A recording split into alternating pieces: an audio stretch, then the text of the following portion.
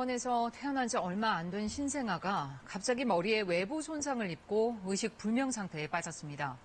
부모들은 병원에서 아이가 떨어졌을 가능성을 주장하고 있는데 문제는 엄마가 아이를 마지막으로 본 시간을 전후로 신생아실 CCTV 영상이 비어 있습니다. 병원 측은 CCTV는 어떻게 된 일인지 모르겠고 의료사고 가능성도 부인하고 있습니다. 신건 기자가 취재했습니다.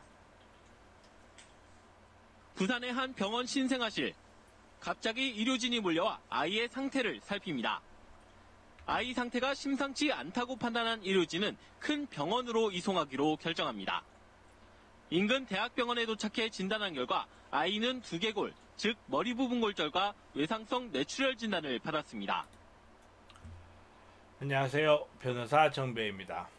부산에 있는 한 산부인과 병원에서 생후 4일밖에 안 된 신생아에게 두개골 골절과 외상성 뇌출혈이 발생해서 크게 화제가 된 적이 있습니다.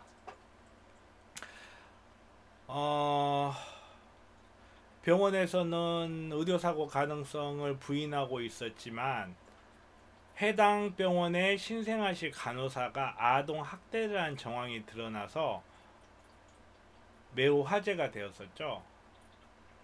이 부분을 과연 법률적으로 어떻게 평가가 될 수 있을지 한번 판단을 해보도록 하겠습니다. 일단은 아이가 병원에 입원해 있는 중에 사고가 발생한 것이기 때문에 의료사고라는 가능성을 피하기는 어려울 것 같아요. 물론 병원 측에서는 자기 병원 내에서 의료사고가 발생했을 가능성을 부인하고 심지어 응급차로 후송되는 과정에서 차가 심하게 흔들려서 두개골 골절이 될 수 있다라고 주장을 하고 있지만 가능성이 거의 없는 이야기입니다. 아이는 두개골 골절, 외상성 뇌출혈 뿐만 아니라 두피와 머리뼈 사이의 막에도 출혈이 가득 차 있는 상태였어요. 뇌는 심하게 눌려 있는 상태였고 CT상으로 봤을 때 외상에 의한 충격이 확실해 보였습니다. 만약에 차가 흔들려서 어떤 이벤트가 있었다면 일반적으로 두피 부분에 손상이 발생하지는 않아요. 차가 흔들려서 발생하는 경우 쉐이큰 베이비 신드롬이라고 해서 흔들린 아기 증후군이라고 해서 아기가 흔들려서 뇌출혈이 발생하는 경우는 있습니다. 분명히. 하지만 이런 경우에 두개골이 골절된다든지 그리고 두피에 출혈이 발생하는 경우는 없죠. 거기에 간호사가 아동 학대를 한 정황까지 발각되었기 때문에 병원은 책임에서 벗어날 가능성이 거의 없어 보입니다. 물론 병원이나 의사가 아이를 학대한 것은 아니라고 할지라도 병원의 개설자로서 사용자 책임이 있기 때문에 누가 아이에게 상해를 가하였건 그 상해 결과에 발생하였건 민사적으로 병원은 책임을 벗어날 수 없을 것입니다. 형사적으로 간호사는 CCTV상 아동을 학대하는 정황들이 명확히 드러났기 때문에 그에 따른 아동 학대는 처벌을 받게 될 것이고요. CCTV가 삭제되었기 때문에 이 아이에게 발생한 상해가 누구에 의해서 발생했는지는 자백이 없이는 사실상 밝혀내기 어려운 상태죠. 그렇다 하더라도 민사적 책임에서는 벗어나기 어려울 것으로 보입니다. 형사적 책임에서는 어느 정도 벗어날 수 있는 가능성이 있긴 하죠.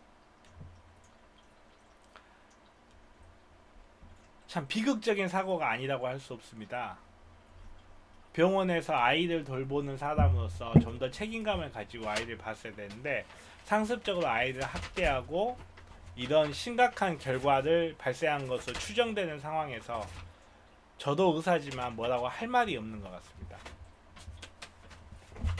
만약에 사라진 CCTV를 의도적으로 삭제한 것이라면 증거인멸죄에 해당할 수 있습니다.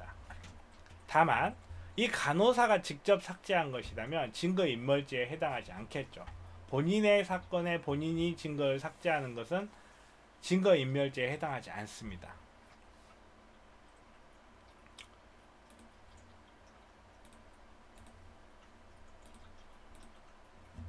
너무 찹찹한 사고인데요.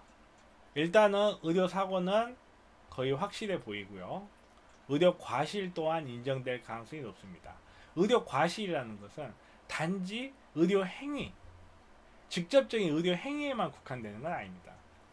환자를 보호하고 환자를 잘 돌봐야 할 의무에도 해당이 되기 때문입니다. 철저히 수사해서 엄중한 법의 책임을 묻기를 바랍니다. 오늘은 여기까지 마치겠습니다. 변호사 정변이었습니다.